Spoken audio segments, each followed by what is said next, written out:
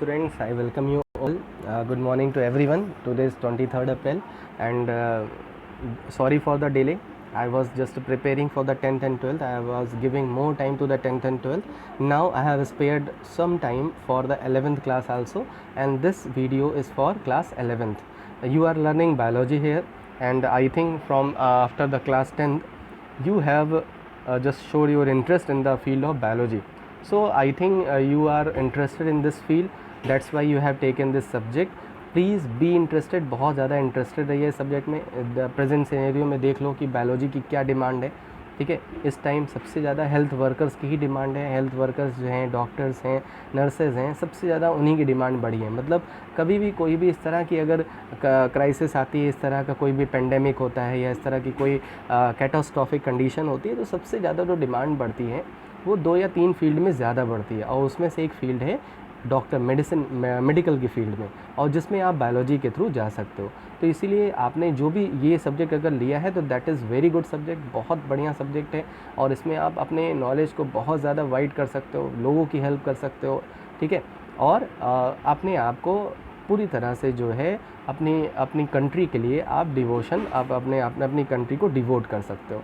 ठीक है, कंट्री की आप सर्विस कर सकते हो, लोगों की सर्विस कर सकते हो. ठीक है, तो ये फील्ड बहुत ही अच्छी है जिसमें हम हमेशा लोगों का ही फ़ायदा करते हैं. ठीक है, अपने देख रहे हो कि जो भी कोरोना वॉरियर्स हैं, जो डॉक्टर्स हैं, without despite of their health risk, अपनी हेल्थ रिस्क को ना समझ के they are working a lot.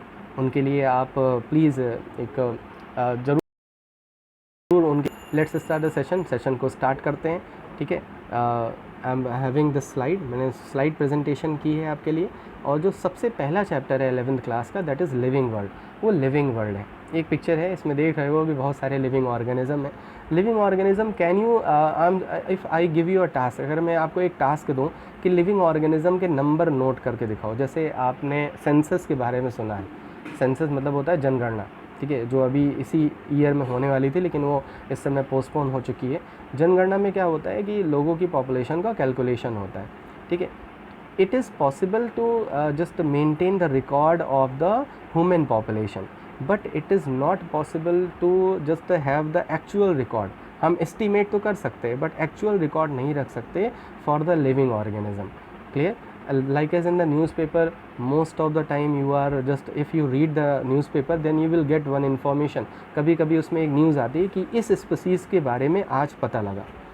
ठीक है, आज हमें स्नेक की इस वैरायटी के बारे में पता लगा, आज हमें फ्रॉग की इस वैरायटी के बारे में पता लगा, आज हमें प्लांट की इस वैरायटी के बारे में पता लगा. इसका मतलब क्या कभी आपने ये सुना है कि आज हमें ह्यूमन की इस वैरायटी के बारे में पता लगा? ठीक है, या कभी आपने ये सुना है कि आज हमें जो है आज हमें क्लोथ की वैरायटी के बारे में मतलब कहीं से पता लगा? ठीक है, तो इसका मतलब है कि जो लिविंग ऑर्गेनिज्म की जो वैरायटी है वो बहुत ही ज़्यादा है, वास्ट है. ठीक है, मतलब हम उसका टोटल एस्टिमेशन कर ही नहीं सकते. टोटल रिकॉर्ड मतलब एक्चुअल रिकॉर्ड हमें मिल ही नहीं सकता उसका. ठीक है, तो इस तरह से अगर हम देखें तो हमारे जो लिविंग वर्ल्ड है उसमें बहुत ज़्यादा वैरायटीज़ हैं, बहुत ज़्यादा डाइवर्सिटीज़ हैं. ठीक है, इसी पे ये चैप्टर पूरी तरह से बेस्ड है कि जो लिविंग वर्ल्ड है वो लिविंग वर्ल्ड क्या है, what are the characteristic of the living organism के कैरेक्टरिस्टिक क्या है. ठीक है, लिविंग ऑर्गेनिज्म की क्या मतलब रेंज है, कहाँ तक लिविंग ऑर्गेनिज्म है, कैसे डिस्ट्रीब्यूशन है उसका. ठीक है, और उन लिविंग ऑर्गेनिज्म को हम कैसे डील कर सकते हैं. तो लेट्स स्टार्ट दिस सेशन. इस सेशन को स्टार्ट करते हैं विद दिस मोटिवेशनल कोट. इस मोटिवेशनल कोट के साथ ज़िंदगी में सफल होने का सबसे अच्छा तरीका है उस सलाह पर काम करना जो आप दूसरों को देते हैं. ठीक है, तो आज से अगर आप कोई भी एडवाइस किसी को और दे रहे हैं तो प्लीज़ उस एडवाइस को अपने ऊपर भी इम्प्लीमेंट करके देखिए. ठीक है, जैसे हम कोई भी चीज़ होती है तो हम कहते हैं अगर ऐसा कर लिया हो तो ज़्यादा अच्छा होता. तो आप उन चीज़ों को अपने ऊपर भी इम्प्लीमेंट करके देखिए कि क्या हो रहा है, आपके अंदर कोई चेंज आ रहा है कि नहीं आ रहा है. अच्छा होगा, उनको आप भी इम्प्लीमेंट करिए. क्लियर है? तो इस मोटिवेशनल कोड के साथ आपको एनर्जी आगे होगी. अब 11th क्लास की बायोलॉजी पढ़ने जा रहे हैं. ठीक है, खूब एनर्जेटिक रहिए क्योंकि ये पहला चैप्टर इंट्रोडक्शन है, तो मैं आपको बहुत ज़्यादा इसके बारे में आपको डिस्क्राइब करूँगा. ठीक है, और आपका भी जो मतलब पार्टिसिपेशन है वो एक्टिव होना चाहिए. ठीक है, तो एक्टिव पार्टिसिपेशन करिए इस क्लास में, मैक्सिमम नंबर ऑफ़ स्टूडेंट्स तक पहुंचाइए, सब्सक्राइब करिए और लाइक भी करिएगा if you are able to understand. ठीक है, so what I am talking about at living world. हम लिविंग वर्ल्ड के बारे में डिस्कस कर रहे थे. Like as in this figure you are having a lot of variety. Can you name all the variety? No. आपने इसमें से बहुत सारे ऐसे ऑर्गेनिज्म देख रहे होंगे जो पहली बार देखा है। जैसे अगर मैं पूछूँ ये कौन सा ऑर्गेनिज्म है, ये तो नहीं बता पाओगे, मुझे पता है वैसे, ठीक है। ये ब्रियोफाइटा को बिलोंग करता है, मतलब प्लांट है। अब सोचो ये प्लांट है। जैसे कोई प्लांट अगर बोलता है तो हमारे मन में एक पिक्चर बनती है प्लांट की, कि प्लांट के पास रूट होती है, प्लांट के पास लीफ होता है, स्टेम होता है, फ्लावर होता है, उसी को प्लांट बुलाते हैं, ठीक है। कुछ ऐसे भी प्लांट हैं जिनके पास रूट, लीफ, स्टेम होती ही नहीं है। अब सोचो, ठीक है। जैसे अगर किसी को बोलो कि एनिमल, तो एनिमल का जब हमें दिमाग में हमारे पिक्चर बनती है, एनिमल सेंस ऑर्गन्स होते हैं, एनिमल मूव करते हैं, सबसे बड़ा तो फीचर यही है, अभी तक आप यही पढ़ते आए हो, एनिमल मूव करते हैं, ठीक है। लेकिन पता है कुछ एनिमल ऐसे हैं जो मूव ही नहीं करते, कुछ एनिमल्स ऐसे हैं जिनके पास सेंस ऑर्गन्स ही नहीं होते। तो क्या है, व्हाट वी आर ऑब्जर्विंग, इस पर्टिकुलर डायग्राम से या मैं जो स्टेटमेंट बोल रहा हूँ उससे आपको क्या पता लग रहा है कि भाई वैरायटीज़ तो बहुत है। आप जीन्स की वैरायटी काउंट कर सकते हो, उसका एक आप रिकॉर्ड मेंटेन कर सकते हो, आप टी शर्ट की ब्रांड की वैरायटी का जो है वो रिकॉर्ड रख सकते हो। जैसे आप किसी भी शॉप पे जाते हो तो क्या करते हो, जैसे कोई रेडीमेड की शॉप है तो उसने क्या कर रखा होता है कि डेनिम की जीन्स अलग लगा रखी होती है, ठीक है। उसके बाद जो नैरो बॉटम जीन्स है उसको अलग लगा रखी होती है। ब्रांड के अकॉर्डिंग भी जीन्स का अलग अलग डिस्ट्रीब्यूशन होता है, साइज़ के अकॉर्डिंग भी डिस्ट्रीब्यूशन होता है। क्यों? क्योंकि उसके पास बहुत ज़्यादा वेराइटीज़ है। तो हमारे लिविंग वर्ल्ड में भी बहुत ढेरों सारी वैरायटी है भाई। हम जीन्स को तो देख सकते हैं, बहुत सारे ऐसे बैक्टीरिया वायरसेस हैं जिसको हम देख नहीं सकते। जैसे कोरोना को देख नहीं सकते, कोरोना को देखते तो उसको बहुत मारते हैं, ठीक है। अब सोचो इतनी, अब कोरोना, अब बताओ एक प्रेजेंट सिनेरियो में तुम्हारे पास सबसे बड़ा एग्जाम्पल है कोरोना का। कोरोना एक वायरस है, एक वायरस की कैटेगरी है। अभी तक तुमने कोरोना का नाम सुना था? नहीं सुना था। ये वैरायटी अचानक आ गई। इसका मतलब है लिविंग ऑर्गेनिज्म में हम कभी ये कह ही नहीं सकते, कभी एंड कर ही नहीं सकते कि अब वैरायटी ख़त्म है, अब हमें सारी वैरायटीज़ के बारे में पता लग गया। कभी ना कभी ऐसा कुछ होगा कि आपको एक और कोई नए वैरायटी के बारे में पता लग जाएगा। समझ में आया? ठीक है। जैसे कुछ टाइम पहले इबोला के बारे में पता लगा था, इबोला वायरस आया था। इस टाइम हमें पता लगा कोरोना वायरस भी है। समझ में आया? तो इस तरह से जो, क्योंकि वायरसेस जो है वो प्योरली लिविंग ऑर्गेनिज्म नहीं है, लेकिन लिविंग ऑर्गेनिज्म से रिलेटेड तो है। इसका मतलब है ऐसे बहुत सारे बैक्टीरिया भी होते हैं जिनके बारे में हमें पता ही नहीं होता और बाद में पता लगता है ऐसा बैक्टीरिया भी आ गया। अब देखो एक क्वेश्चन आपके दिमाग में आ रहा होगा कि मोस्टली आप ये क्यों सुनते हो कि वायरसेस के बारे में ही ज़्यादा सुनते हो, कि वायरस ज़्यादा आ गया, बैक्टीरिया बहुत कम सुनते होगे। क्योंकि जानते हो वायरस क्या होते हैं, वो एक ऐसे ऑर्गेनिज्म हैं जो उनमें चेंजेस बहुत ज़्यादा आते हैं, उनके अंदर म्यूटेशन बहुत होता है। म्यूटेशन मतलब चेंजेस बहुत जल्दी आते हैं, ठीक है। जैसे ह्यूमन की जो अपनी लाइफ स्टाइल है उसमें बहुत ज़्यादा चेंजेस नहीं आएंगे आपको, जो है वो स्टेबल है। लेकिन जो लोअर टाइप के ऑर्गेनिज्म में बैक्टीरिया हो गए, वायरस हो गए, और अगर हम बैक्टीरिया और वायरस को कंपेयर करें तो सबसे ज़्यादा जो वेरिएशन आता है, सबसे ज़्यादा जो चेंजेस अपीयर होते हैं वो वायरसेस के अंदर होते हैं। इसीलिए मोस्टली हम सुनते हैं कि एक नया वायरस आ गया, एक नया वायरस आ गया। बैक्टीरिया और वायरस में अगर कंपेयर करें तो बैक्टीरिया कम इंट्रोड्यूस होते हैं लेकिन वायरसेस ज़्यादा इंट्रोड्यूस होते हैं। तो क्या हमें पता लग रहा है कि हमारे लिविंग वर्ल्ड में वैरायटीज़ बहुत हैं। अब लिविंग वर्ल्ड है क्या, लिविंग है क्या? ठीक है, बहुत सिंपल सा क्वेश्चन है। स्टूडेंट सोच रहे होंगे ये सर लिविंग ऑर्गेनिज्म के बारे में आए हैं पढ़ाने, ये तो हमने हमारी मैडम जो है वो सेकंड क्लास में पढ़ाई हैं। तो भाई ज़रा बता दो लिविंग ऑर्गेनिज्म के क्या क्या फ़ीचर आपने अभी तक पढ़े हैं। आपने लिविंग ऑर्गेनिज्म के कुछ पर्टिकुलर फीचर पढ़ रखे हैं। जैसे अगर मैं आपसे पूछूं कि write down the feature of living organism, तो सबसे पहला फीचर बताओगे sir living organism move, living organism move करता है। तो मैं बताऊंगा ट्रेन भी मूव करती है। लो आंसर तुम्हारा फेल हो गया। You will say that living organism grow, living organism grow करता है। अब ग्रो मतलब क्या होता है कि जो बायोमास है, जो उसकी बॉडी की साइज़ है वो बढ़ रही है, ग्रो कर रही है। अगर मान लो कोई माउंटेन है या कोई मान लो जो सैंड है, ठीक है, अभी सैंड यहाँ तक थी, सैंड का लेवल यहाँ तक था, इसके ऊपर और सैंड डिपॉजिट हो गई, और सैंड डिपॉजिट हो गई, फिर उसके ऊपर और सैंड डिपॉजिट हो गई। तो इस तरह से इसका भी तो मास बढ़ रहा है, तो ये भी तो ग्रोथ कर रहा है। तो ये ग्रोथ है, तो लिविंग ऑर्गेनिज्म भी ग्रो कर रहा है और नॉन लिविंग ऑर्गेनिज्म सैंड भी ग्रो कर रहा है। तो दोनों में डिफरेंस क्या रह गया?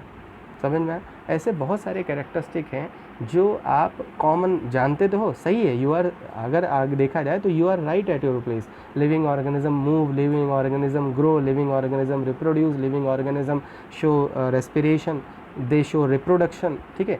लेकिन बहुत सारे ऐसे कैरेक्टरिस्टिक हैं जिनको हम थोड़ा सा और अच्छे से समझ सकते हैं। तो what are the characteristic of the living organism that we are going to study, हम उनके बारे में थोड़ा सा पढ़ने जा रहे हैं। Let's see what are the characteristic of the living organism. जैसे मैंने अभी बताया लिविंग ऑर्गेनिज्म के क्या कैरेक्टरिस्टिक है।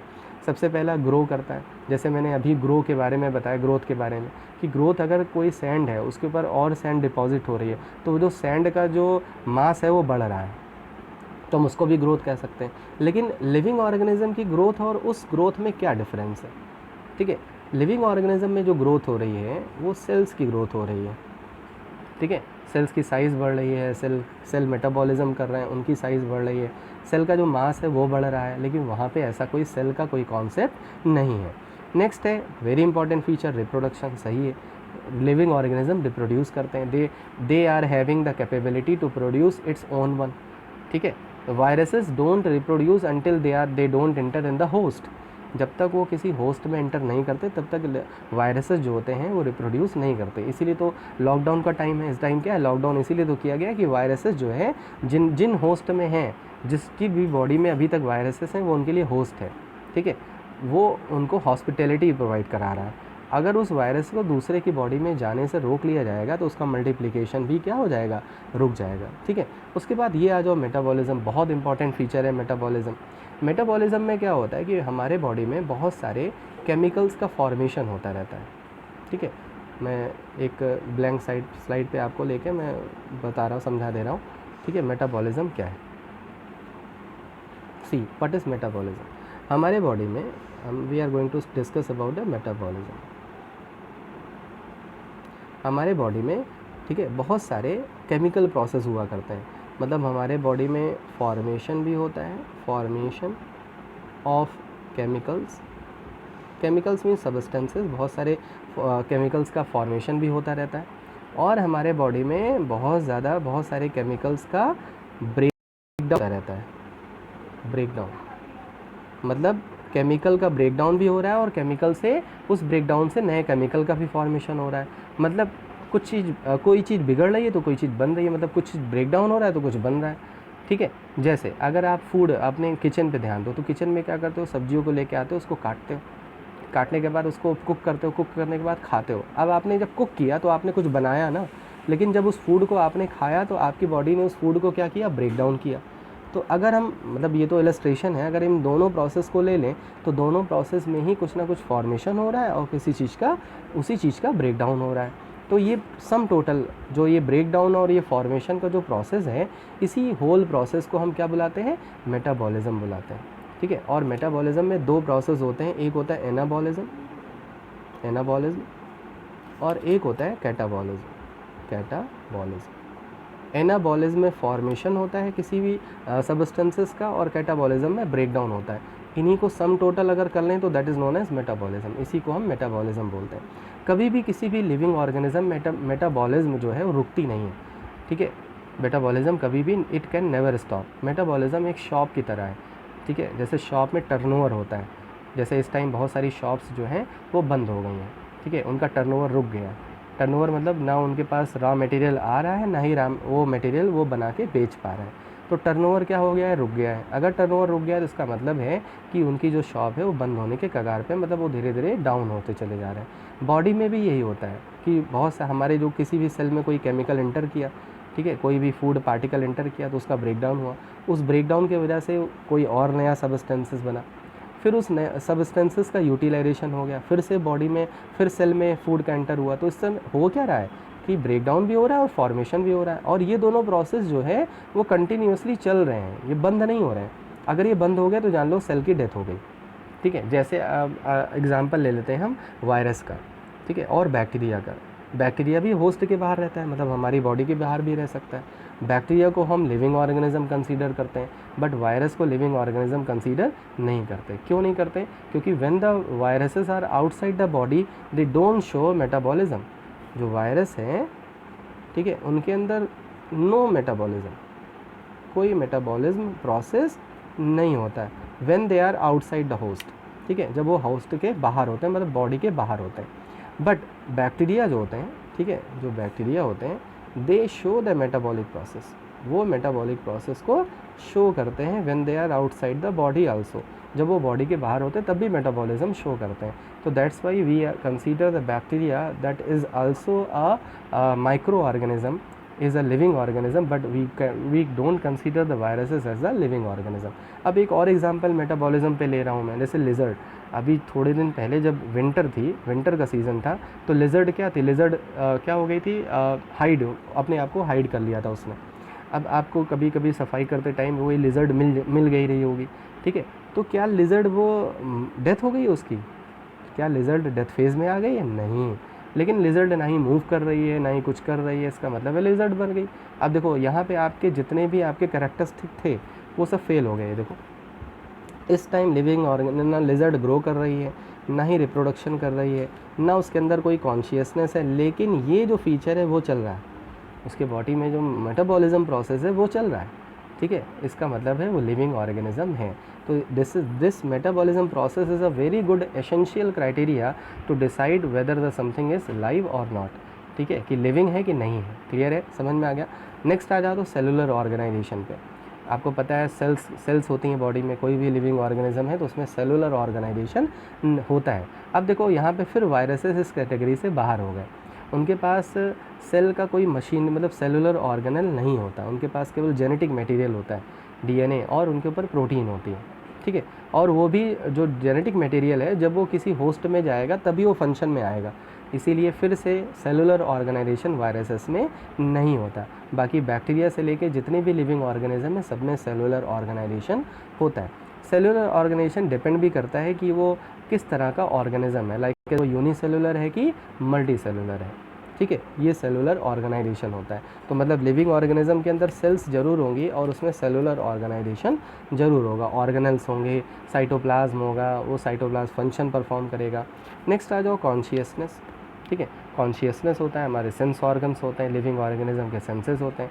अब देखो यहाँ पे प्लांट थोड़े से फेल हो जाते हैं, प्लांट के पास ऐसा कोई कॉन्शियसनेस नहीं होती, उनके पास ऐसा कोई सेंस ऑर्गन नहीं होता, लेकिन तब भी प्लांट के कुछ ना कुछ ऐसा प्लांट में चेंजेस ज़रूर होते हैं, मतलब हम उसको देख नहीं सकते लेकिन प्लांट के बॉडी के अंदर कोई ना कोई चेंजेस ज़रूर आते हैं, ठीक है, क्लियर है। अब देखो जो कुछ ऐसे भी पर्सन होते हैं जिनका ब्रेन डेड हो जाता है, मतलब वो पूरी तरह से कोमा में चले जाते हैं, उस टाइम उनकी बॉडी में कोई ऐसा सेंस काम नहीं करता, अगर आप उनसे बोलोगे तो वो बात नहीं करेंगे, ठीक है, वो अपनी मर्ज़ी से अपने मूव नहीं कर सकते अपने बॉडी पार्ट को, ठीक है, लेकिन फिर भी वो क्या है, फिर भी वो लिविंग है, क्योंकि उनके बॉडी में क्या चल रहा है, मेटाबॉलिज्म चल रहा है, उनकी बॉडी में जो है रेस्पिरेशन चल रहा है, उनके बॉडी में सेलुलर मूवमेंट हो रही है, ब्लड सेल्स मूव कर रही हैं, ठीक है, बट दे लॉस कॉन्शियसनेस, लेकिन उनका कॉन्शियसनेस लॉस हो सकता है। बट जनरली ऑर्गेनिज्म जो लिविंग ऑर्गेनिज्म होते हैं दे रिस्पॉन्स टू द स्टिमुलस, वो स्टिमुलस पे रिस्पॉन्स करते हैं।